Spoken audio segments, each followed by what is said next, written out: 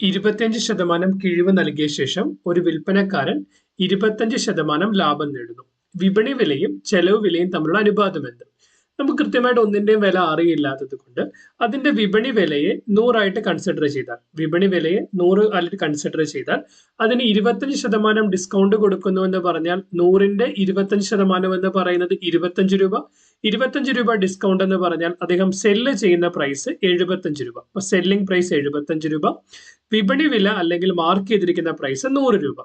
അപ്പം ആ സെല്ല് ചെയ്യുമ്പോൾ അദ്ദേഹത്തിന് എത്രയുണ്ട്? 25% ലാഭം കിട്ടുന്നുണ്ട്. അതായത് കോസ്റ്റ് പ്രൈസിന്റെ 25% കൂടെ കൂടിയതാണ് എന്തെന്ന് പറയുന്നത് സെല്ലിംഗ് പ്രൈസ് ആയിട്ട് 75 രൂപ. അപ്പൊ അതായത് നമ്മൾ കോസ്റ്റ് പ്രൈസിന്റെ 125%, കോസ്റ്റ് പ്രൈസിന്റെ 125% എന്ത്? 75 രൂപ എന്ന് പറയുന്നത്. 25 കൊണ്ട് ക്യാൻസൽ ചെയ്താൽ അത് 5 കിട്ടും, ഇവിടെ 4 കിട്ടും. 5 കൊണ്ട് 75നെ ക്യാൻസൽ ചെയ്താൽ നമുക്ക് 15 കിട്ടും.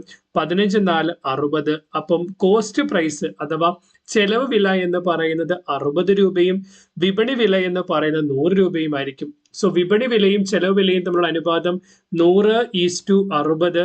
20 കൊണ്ട് ക്യാൻസൽ ചെയ്താൽ 5:3. ഓപ്ഷൻ എ ആയിരിക്കും ഇവിടുത്തെ ആൻസർ എന്ന് പറയുന്നത്.